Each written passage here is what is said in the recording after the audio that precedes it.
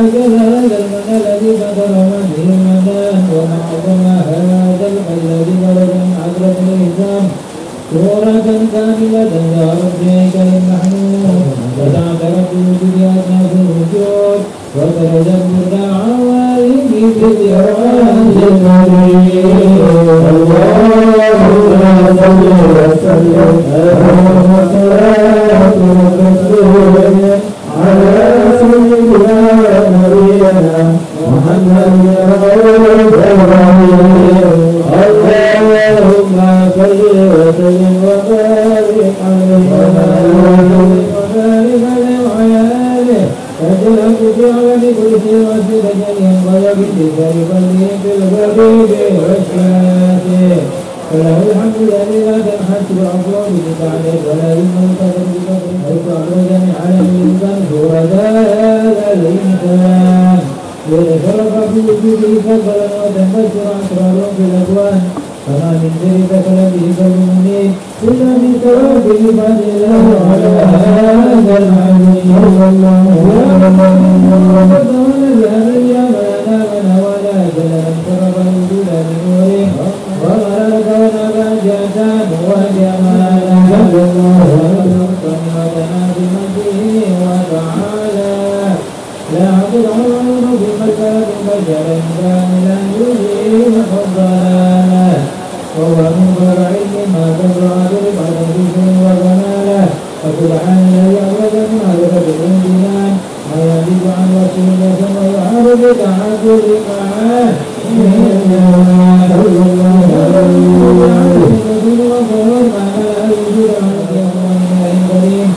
فجرت آية بذكر الحكيم بإشارة لقد جاءكم رسول من أنفسكم عزيز عليه ما عنتم حريص عليكم بالمؤمنين رؤوف رحيم ومن بيان البشارة وتلقى بقلب سليم فقد هدي إلى صراط مستقيم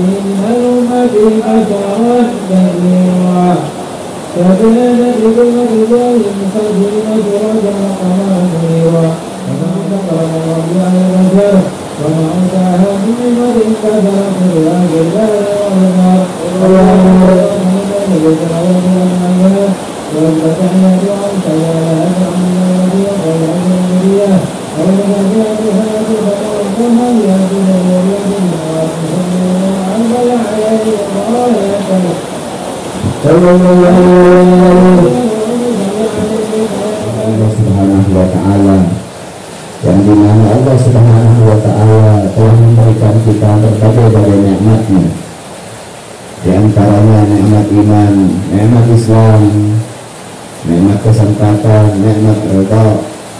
Wabil khusus kita bersyukur karena Allah Subhanahu wa Ta'ala telah menanamkan di dalam hati dan saudara kita nikmat mahabbah, nikmat cinta kepada Nabi Sallallahu Alaihi Wasallam, karena asbab daripada nikmat mahabbah tersebutlah yang mengumpulkan kita di tempat yang penuh mubarakah ini. Salawat dan salam kita aturkan dan kirimkan kepada sosok agung baginda Rasulullah Sallallahu Alaihi Wasallam, yang dimana karena Rasul Sallallahu Alaihi Wasallam lah kita mengenal Islam, yang dimana karena Rasul Sallallahu Alaihi Wasallam lah kita mengenal Al-Quran, yang dimana karena Rasul Sallallahu Alaihi Wasallam lah kita menjadi umat yang dibangga-banggakan oleh Allah Subhanahu wa Ta'ala. yang dimana karena Rasul Sallallahu Alaihi Wasallam lah kita berada di barisan terdepan kelak di padang mahsyar, yang dimana karena Rasul Sallallahu Alaihi Wasallam lah para nabi-nabi terdahulu iri dengan umatnya Nabi Muhammad Sallallahu Alaihi Wasallam. Kita bisa menjadi mulia, kita bisa menjadi agung, kita bisa menjadi umat yang dibangga-banggakan oleh Allah, tidak lain dan tidak bukan karena sosok agung baginda Rasulullah Sallallahu Alaihi Wasallam. Maka bersyukurlah kita, senanglah kita, bahagialah kita karena Allah memilih kita menjadi umatnya Nabi Muhammad Sallallahu Alaihi Wasallam. Sehingga kita berharap kelak di akhirat semoga Allah Subhanahu Wa Taala mengumpulkan kita, anak-anak kita, istri-istri kita, keluarga kita, wabil khusus orang tua kita, semuanya keluarga dikumpulkan bersama sosok agung baginda Rasulullah Sallallahu Alaihi Wasallam. Amin Allahumma amin. Masyaallah hadirin wa salihin rahimakumullah. Duduknya kita di tempat yang penuh mubarakah ini, hadirnya kita dalam perkumpulan ini tidak lain dan tidak bukan untuk membacakan daripada setetes managib, setetes daripada sirah, sejarah, budi pekerti, perangai, akhlak daripada Nabi Muhammad Sallallahu Alaihi Wasallam yang kita bacakan tadi dan kita ucapkan pada jazakumullahu khairan jazak. Kita ucapkan banyak-banyak terima kasih kepada Sahibul Maulid, kepada pengarang daripada Maulid Al-Habib Ali bin Muhammad bin Husain Al-Aqsi. Mungkin kita yang hadir di tempat yang penuh barakah ini tidak bisa membaca seluruh daripada sejarahnya Nabi. Kita yang hadir di tempat ini mungkin kita tidak paham tentang keseluruhan tentang sejarahnya Nabi Muhammad.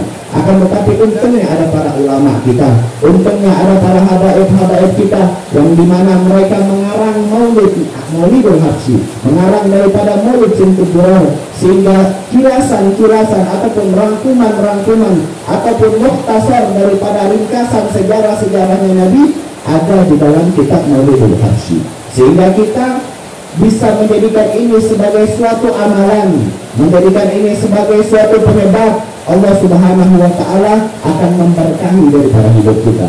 Maka daripada itu beramallah dengan amal Maulidul Habsyi, sebagaimana Al-Habib Ali bin Muhammad bin Husain Al-Aqsi telah mengatakan kelak di akhir zaman maulidku ini akan tersebar ke segala penjuru dunia. Sebagaimana yang kita pahami pada saat ini, siapa yang tidak kenal dengan Maulid Sintuburar? Siapa yang tidak kenal dengan Maulidul Habsyi? Karena Al-Habib Ali bin Muhammad bin Husain Al-Habsyi yang kita bacakan itu tidak terlepas daripada sejarah Nabi Muhammad Sallallahu Alaihi Wasallam. Kenapa kita harus belajar sejarah? Kenapa? Kenapa kita harus belajar sejarah? Kenapa? Karena tak kenal maka tak sah. Tak kenal maka tak sah. Bagaimana mungkin kita bisa kenal dengan Nabi? Bagaimana mungkin kita bisa sayang dengan Nabi toh kita kosong dan bersang tentang sejarah-sejarahnya Nabi Muhammad Sallallahu Alaihi Wasallam. Bahkan Allah Subhanahu Wa Taala menceritakan dalam Al-Quranul Karim tentang sejarahnya Nabi Muhammad Sallallahu Alaihi Wasallam, yang dimana kita kalau baca daripada Maulid ini tidak terlepas daripada sejarah, mulai dari hidupnya Nabi, mulai daripada akhlaknya Nabi, mulai sejak Nabi dilahirkan, semua tidak terlepas daripada sejarah.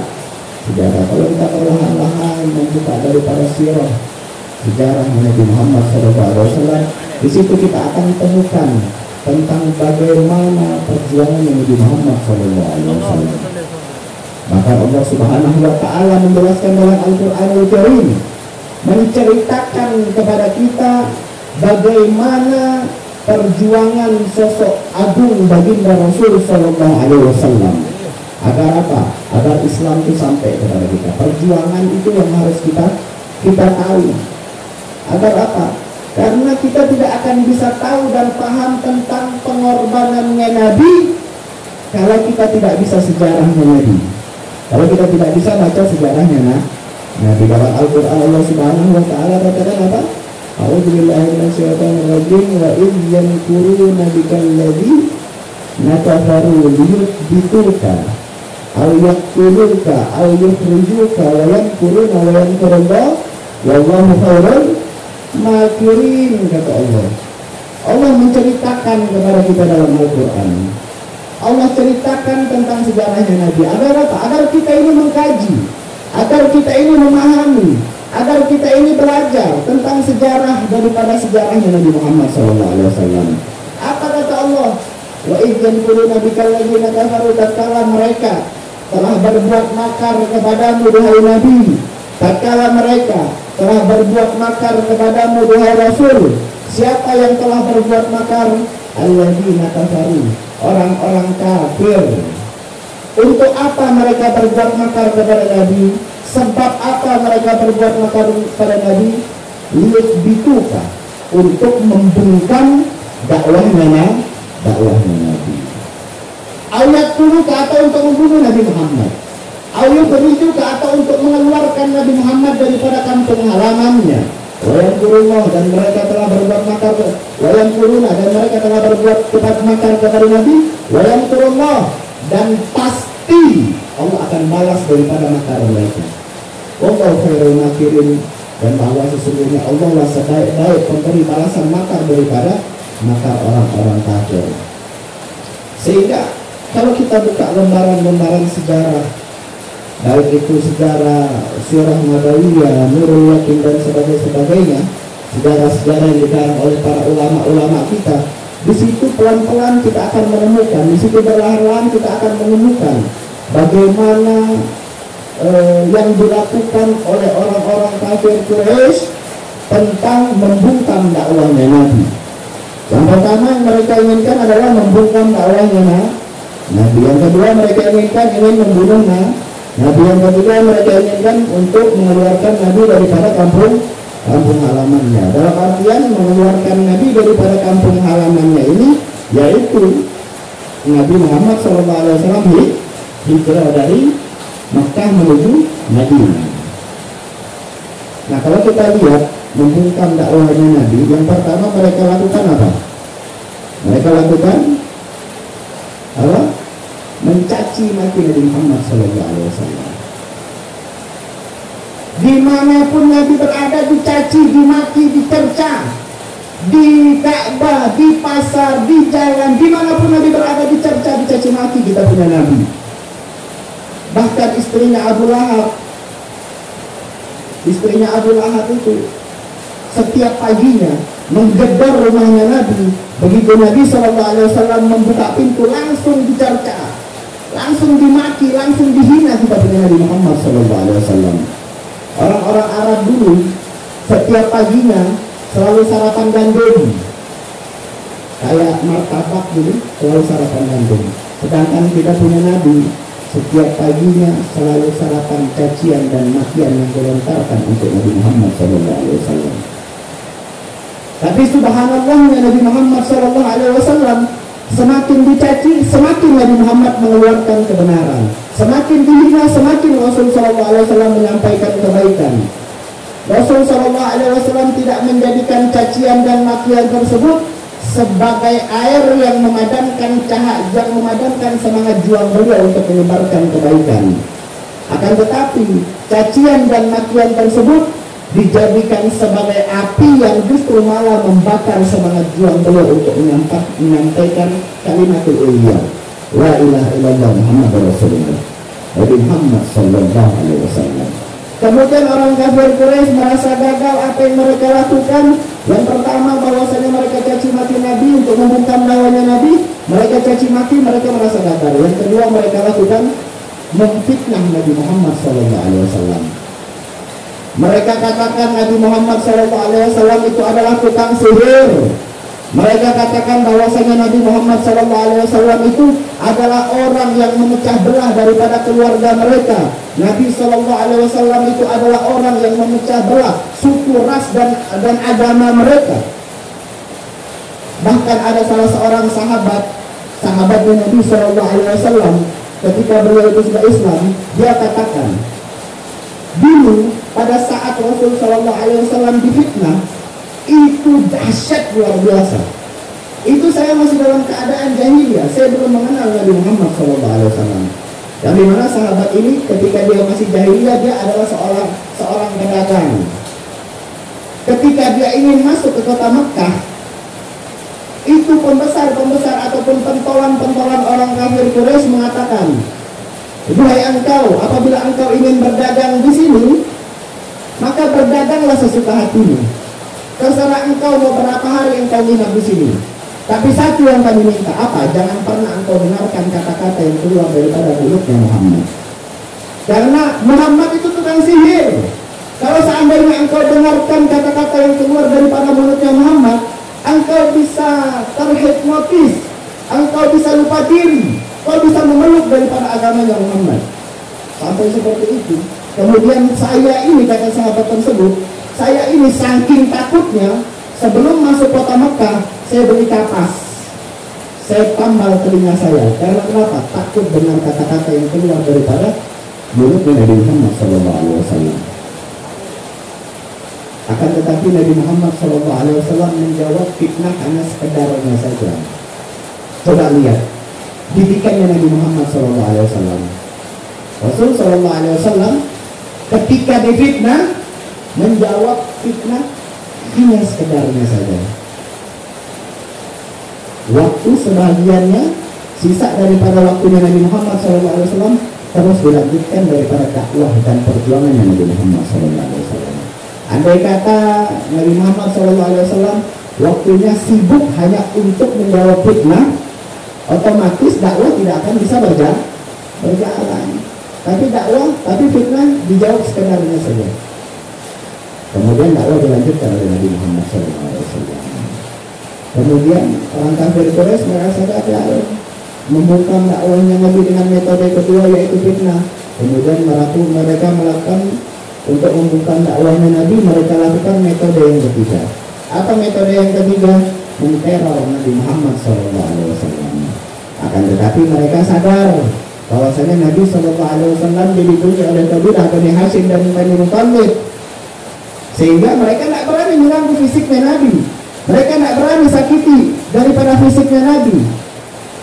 Akan tetapi apa yang mereka lakukan? Mereka sadar bahwasanya Rasul SAW sangat cinta dan sayang kepada umatnya.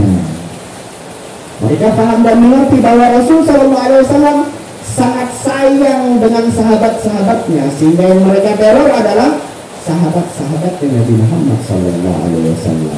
Di antaranya siapa? Sayyidina Bilal bin Rabah, salah seorang muazzinnya Nabi, salah seorang yang sangat dicintai oleh Nabi, salah seorang yang dimana selalu Nabi mengatakan bahwasanya salah seorang daripada sahabat Bilal ini adalah sahabat yang selalu menyenangkan hati Nabi Muhammad SAW dengan kumandangan azannya. Ketika Rasul SAW hendak masuk ke masjid, selalu singgah di rumahnya Sayyidina Bilal, selalu mengatakan, "Ya Bilal, arihni ya Bilal, senangkan hatiku duhai Bilal, bahagiakan hatiku duhai Bilal." Dengan apa? Dengan kumandangan azanmu duhai Bilal. Ini Sayyidina Bilal dikeluarkan daripada rumahnya, ditelanjangi sebahagian badannya, dipukuli, dicambuk, diinjak-injak, dibanting Sayyidina Bilal agar apa? Agar keluar daripada ajarannya Nabi Muhammad SAW. Bahkan bukan cuma sampai di situ, bahkan Sayyidina Bilal bin Rabah ditindih dengan batu karang yang begitu besar. Agar apa? Agar Bilal ini keluar daripada ajarannya Nabi. Tapi apa yang keluar daripada lisannya Sayyidina Bilal? Ahadun ahad, ahad, ahad. Allah itu satu, Allah itu tunggal, tidak ada sekutu bagi Allah. Iya, Sayyidina Bilal merupakan seorang budak. Iya, Sayyidina Bilal merupakan seorang yang miskin yang akan harta. Akan tetapi Bilal tidak miskin keimanannya kepada Allah. Tapi Bilal tidak miskin mahabbahnya kepada Nabi Muhammad SAW. Kemudian diantaranya Sayyidina Habbab ibn al-Arab. Sayyidina Habbab ibn al-Arab dipukuli, dicambuk, dibanting, dipaksa keluar daripada ajaran Nabi Muhammad SAW. Ketika dia menolak, kepalanya diterisna dengan besi panas. Tidak cuma sampai di situ, seorang wanita yang bernama Zubairah dipaksa keluar daripada ajaran Rasulullah SAW. Ketika dia menolak, kedua matanya dicongkel dengan besi panas, dibuat buta. Bahkan salah seorang sahabat yang sangat dicintai oleh Nabi SAW yang bernama Sayyidina Ammar bin Yasir. Rasul Shallallahu Alaihi Wasallam mengatakan, barang siapa yang mengganggu Ammar, maka sama halnya dia mengganggu kepada Nabi Muhammad Shallallahu Alaihi Wasallam. Sayyidina Ammar bin Yasir diikat di tengah-tengah padang pasir, dicambuki, dipukuli, dicambuki, dipukuli, dipaksa keluar daripada ajarannya Rasul Shallallahu Alaihi Wasallam. Ketika dia menolak, ibu dan bapaknya diseret-seret, dipukuli, dicambuk, diinjak-injak, dibanting di depan matanya Ammar bin Yasir. Kedua orang tuanya disiksa sampai sedemikian rupa di depan matanya Ammar bin Yasir. Agar apa? Agar Ammar bin Yasir keluar daripada ajarannya Rasulullah. Iya, Ammar bin Yasir sempat pada saat itu menangis, tidak sanggup. Ibu dan ayahnya, kedua orang tuanya diperlakukan sampai sedemikian rupa. Ammar bin Yasir hampir goyah keimanannya. Kemudian seorang ibu yang bernama Sayyidatuna Sumayyah, ibunya Ammar bin Yasir, seorang ibu yang bernama Sayyidatuna Sumayyah, yang dalam keadaan wajah yang sudah lebam-lebam, berlumuran darah, melihat anaknya Ammar bin Yasir menangis. Sang ibu takut Ammar bin Yasir goyah imannya kepada Nabi. Dia takut Ammar bin Yasir keluar daripada ajarannya Nabi. Seraya Sayyidatuna Sumayyah pun mengatakan, ya Ammar, wahai Ammar, wallahi tallahi wa billahi wa rabbil Ka'bah, ibu bersumpah atas nama Allah, walaupun ibu harus mati di sini, demi Allah ibu tidak akan pernah ridha engkau keluar daripada ajaran kekasihku Nabi Muhammad Sallallahu Alaihi Wasallam. Abu Jahal mekitan, Abu Jahal murka, Abu Jahal marah yang sangat luar biasa. Dipukuli, diinjak-injak, dibanting ibunya Ammar bin Yasir, Sayyidatuna Sumayyah, sampai puncak daripada kemarahannya Abu Jahal. Dia ambil tombak, dicucuk perutnya ibunya Ammar bin Yasir tembus kepada pinggang. Dibunuh Sayyidatuna Sumayyah. Untuk apa? Untuk mempertahankan keimanannya. Usut punya usut, yang pertama kali umatnya Nabi Muhammad Sallallahu Alaihi Wasallam, yang pertama kali mati syahid mempertahankan keyakinannya kepada Allah, Sayyidatuna Sumayyah.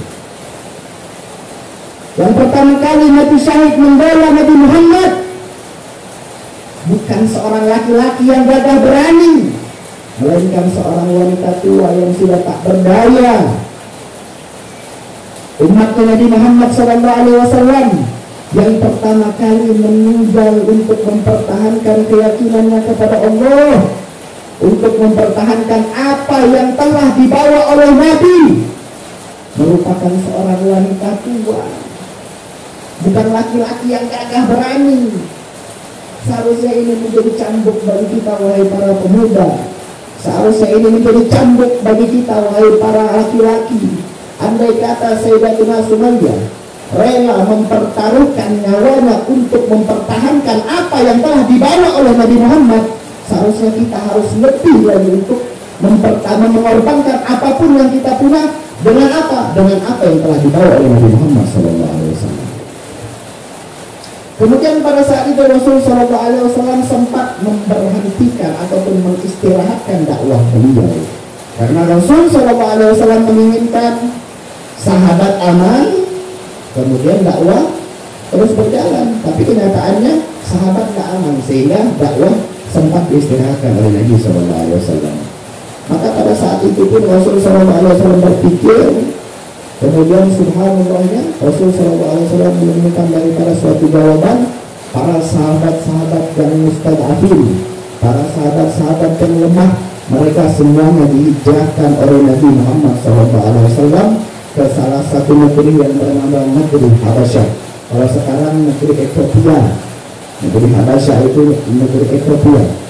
Para sahabat-sahabat dipimpin oleh Sayyidina Utsman bin Affan untuk hijrah ke negeri yang bernama negeri Habasyah, karena di negeri Habasyah tersebut ada salah seorang raja yang sangat menghargai keberagaman, Sehingga itu merupakan hijrah pertamanya para sahabat-sahabat Nabi Muhammad. Itu merupakan hijrah pertamanya umat Islam, hijrah ke Habasyah. Kemudian lanjut lagi, ada beberapa hal yang perlu kita pahami dan harus kita mengerti. Bahwasanya hijrahnya Nabi SAW dari Makkah ke Madinah bukan karena Rasul SAW takut dengan yang namanya kematian. Bukan namanya Rasul SAW hijrah dari Makkah ke Madinah bukan karena Rasul SAW kurang sabar. Rasul SAW hijrah dari Makkah ke Madinah bukan menginginkan tahta, harta dan wanita, tidak. Sebagaimana yang disandarkan oleh kaum-kaum zindik, kaum-kaum liberal, mereka katakan Rasul SAW itu hijrah karena Rasul takut. Rasul SAW itu hijrah karena Rasul kurang sabar. Rasul SAW itu hijrah karena Rasul SAW menginginkan harta, tahta dan wanita. Na'udzubillah summa na'udzubillah min dzalik. Andaikan Rasul SAW menginginkan tahta, semestinya Rasul SAW tidak perlu hijrah. Karena ketika kalau seandainya Rasul SAW takut, Rasul SAW tidak mesti hijrah. Karena Rasul SAW yang hijrah pertama kali, bahkan para pembesar-pembesar daripada kalangan sahabatnya Nabi Muhammad SAW yang memiliki keberanian, yang memiliki seperti tinggalnya, seperti Jawarah, seperti contohnya Sayyidina Umar bin Khattab, itu didahulukan hijrah terhadap Nabi. Mereka para sahabat terdahulu yang lebih hijrah daripada Nabi. Kalau andai kata Rasul SAW takut, maka otomatis sahabat-sahabat yang dikenal sebagai pemberani, Sayyidina Ali, itu hijrah terlebih dahulu. Itu ditahan oleh Rasul SAW, Sayyidina Umar. Tapi buktinya para Sayyidina Umar, sahabat-sahabat yang lainnya yang berani, yang kuat, itu hijrah terlebih dahulu, Rasul tinggal. Ini membuktikan bahwasanya Rasul SAW bukanlah sosok yang takut dengan namanya kematian untuk memperjuangkan agama Allah Subhanahu wa Ta'ala. Kemudian selanjutnya bahkan Rasul SAW meninggalkan anaknya Sayyidatina Fatimah Az-Zahra al-Batul binti Rasul SAW tinggal di Mekah terlebih dahulu. Rasul SAW hijrah terlebih dahulu.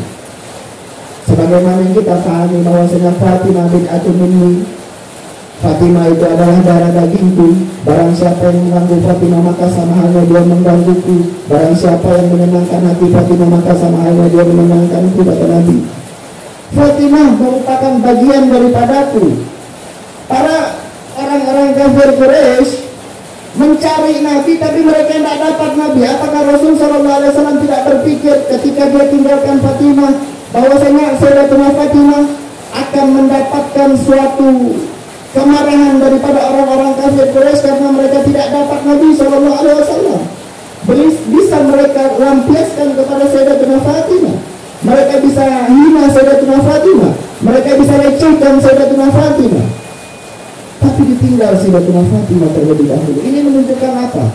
Jangankan dirinya, jangankan keluarganya, semua dikorbankan untuk Nabi Muhammad, semua dikorbankan Rasulullah SAW untuk para sahabat dan umat-umat Nabi Muhammad SAW. Bahkan dikatakan Rasul itu hijrah karena kurang sabar. Na'udzubillah summa na'udzubillah min ya Allah. Hati-hati khususnya anak-anak muda. Hati-hati pemahaman zaman sekarang ini, banyak yang melecehkan Nabi, banyak yang merusak daripada akal dan pikiran akhlak budi pekerti kita. Hati-hati. Pernah suatu ketika pamannya Nabi SAW yang bernama Abu Thalib yang melindungi Nabi SAW mendapatkan teror oleh orang-orang kafir Quraisy, mendapatkan cacian, makian, fitnahan pamannya Nabi Abi Thalib ini, karena Abi Thalib melindungi Nabi SAW. Sehingga Abu Thalib melihat Nabi SAW mengatakan, Dia katakan di hari Nabi bahwasanya ponakanku ini merupakan memiliki suatu amanah yang berat yang harus dia pikul. Dia memiliki tanggung jawab yang luar biasa. Akan tetapi dia katakan kepada Nabi, "Wahai Rasulullah, wahai Muhammad, cobalah, aku kasihan padamu wahai Muhammad, aku sayang kepadamu wahai Muhammad. Coba metode dakwahmu kau ubah. Coba bagaimana caranya agar engkau ini tidak dicaci maki, tidak difitnah, tidak dikejar-kejar oleh orang kafir Quraisy. Karena apa yang kau dapatkan ini sungguh sangat berat wahai Muhammad. Tidak adakah cara lain agar engkau ini bisa di dalam tidak adakah cara lain agar engkau ini tidak mendapatkan cacian dan makian tersebut, dikejar-kejar oleh orang-orang kafir Quraisy? Andai kata ada cara lain, maka pakailah dengan cara itu wahai Muhammad. Karena aku ini sangat sayang dengan engkau wahai Muhammad." Kemudian apa kata Rasul sallallahu alaihi wasallam? "Duhai ya ammana Abu Talib, duhai pamanku Abu Talib, apa yang mereka lakukan? Mereka caci aku, mereka fitnah aku, mereka teror aku. Mereka lakukan apapun yang ingin mereka lakukan. Mereka simpan di pundakku, itu semuanya ringan ku alami duhai pamanku Abu Talib." Kemudian Rasul sallallahu alaihi wasallam mengatakan apa? "Wa kullu Quraisy." Dan sampaikan wahai Abu Talib, wahai pamanku Abu Talib, sampaikan kepada orang-orang kafir Quraisy, sampaikan kepada mereka, "Wa wada'tu syamsu fil yamini wal qamaru fil yasari an atruka hadzal amr wallahi ma fa'altu." Duhai pamanku Abu Talib, apapun yang mereka lakukan, mereka caci, maki, fitnah, mereka simpan di pundakku, itu ringan, itu kecil begitu, kata Rasul sallallahu alaihi wasallam. Sampaikan kepada mereka, walaupun mereka letakkan matahari di tangan kiriku dan bulan di tangan kananku, agar aku, maksudnya diberikan beban yang sangat berat, bulan di tangan kiri, matahari di tangan kanan, itu kan beban yang sangat berat. Untuk apa? Agar aku meninggalkan amanah ini. Wallahi ma fa'altu, kata Nabi. Dan Allah tidak akan pernah aku tinggalkan, kata Rasul sallallahu alaihi wasallam. Ini menunjukkan bahwasanya Rasul sallallahu alaihi wasallam, Islam itu sampai kepada kita perjuangannya sangat luar biasa. Perjuangannya sangat luar biasa Nabi sallallahu alaihi wasallam. Sehingga suatu jawaban bagi kita bahwasanya Rasul sallallahu alaihi wasallam hijrah dari Mekah ke Madinah itu apa? Sebabnya apa? Untuk apa? Jawabannya ada di sini. Ketika Rasul sallallahu alaihi wasallam hijrah, mengatakan kepada Sayyidina Ali, "Duhai Ali," itu Rasul sallallahu alaihi wasallam memerintahkan Sayyidina Ali agar tidur di pembaringannya Nabi sallallahu alaihi wasallam, di tempat tidurnya Nabi sallallahu alaihi wasallam, memakai selipar-seliparnya Nabi, memakai selimut-selimutnya Nabi, sehingga orang-orang kafir Quraisy terkecoh. Yang mereka anggap bahwasanya itu adalah Nabi, ternyata Sayyidina Ali yang tidur di tempat ataupun di kamarnya Nabi. Kemudian Rasul SAW mengatakan kepada Sayyidina Ali, "Ya Ali, wahai Ali, apakah engkau tahu beban yang akan engkau alami ini? Apakah engkau tahu wahai Ali, bahwasanya beban yang akan engkau dapat ini wahai Ali, dengan sebab kau tinggal dan tidur di kamarku?" "Na'am wahai Rasulullah," kata Sayyidina Ali, "saya tahu, saya paham. Resikonya adalah kematian.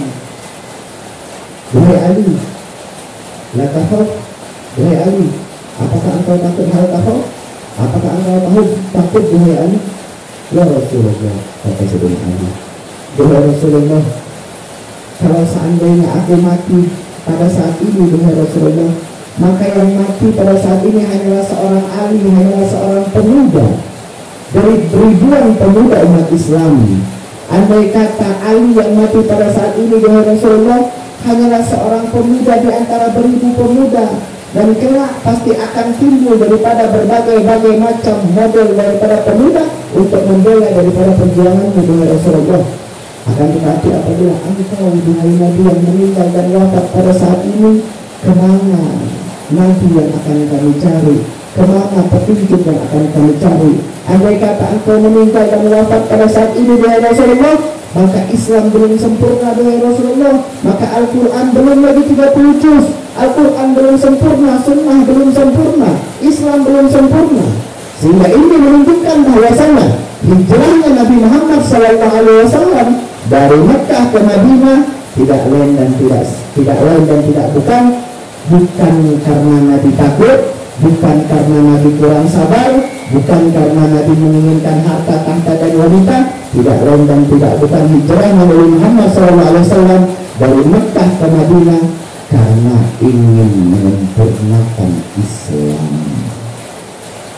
Andai kata Rasul SAW tidak hijrah, Rasul SAW bisa meninggal pada saat itu. Islam belum sempurna, Al-Quran belum 30 juz, sunnah belum lagi banyak. Sehingga hijrahnya Nabi SAW dari Mekah ke Madinah untuk menyempurnakan Islam. Semoga asbab daripada sejarah-sejarah yang kita sampaikan bisa menumbuhkan rasa cinta, bisa menumbuhkan rasa kenal kepada Nabi SAW. Semoga asbab daripada majelis ini kita berkumpul di tempat yang penuh barakah ini. Semoga Allah Subhanahu wa Ta'ala mengabulkan semua doa-doa kita. Semoga yang sakit semuanya diberikan kesembuhan oleh Allah Subhanahu wa Ta'ala. Semoga asbab daripada perkumpulan ini Allah pandang kita dengan pandangan kasih sayang, Allah pandang kita dengan pandangan rahmat, Allah pandang kita dengan pandangan barakat. Semoga asbab daripada perkumpulan ini Allah Subhanahu wa Ta'ala mengampuni dosa kita, mengampuni dosa-dosa kedua orang tua kita, baik yang masih hidup ataupun yang telah meninggal dunia. Mungkin ini saja yang dapat Al-Fakir sampaikan. Kiranya mungkin dengan maaf. Assalamualaikum warahmatullahi wabarakatuh.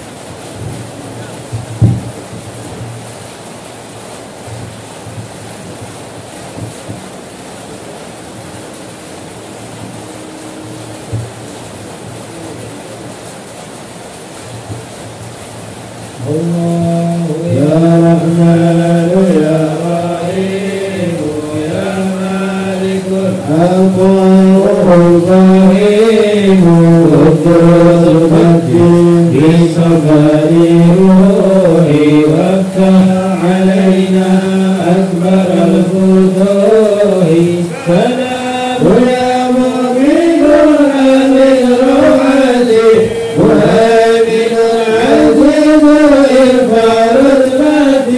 جبار يا متكبر يا خالق جبار إني بقدرك وثيق جبار إني بقدرك وثيق مصائر غفار يا قهار وغفارك دائما مدرار رزاق يا فتاه يا عليم إرضاؤه خير حميد يا قابل يا باسط الأبن المولى يا قابل يا رافع فرعوننا معيد يا مذل وابليس سميع يا بصير كل حين سميع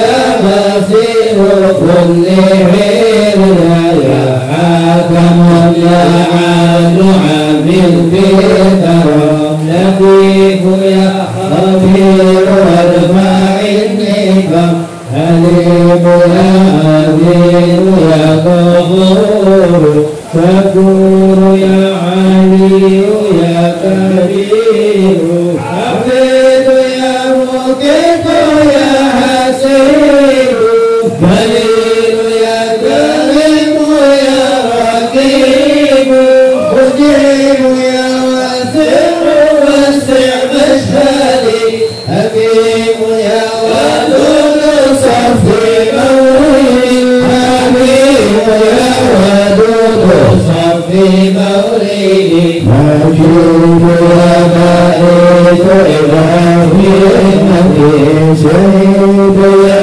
حق وحكيم وجهتي حكيم يا قوي قوي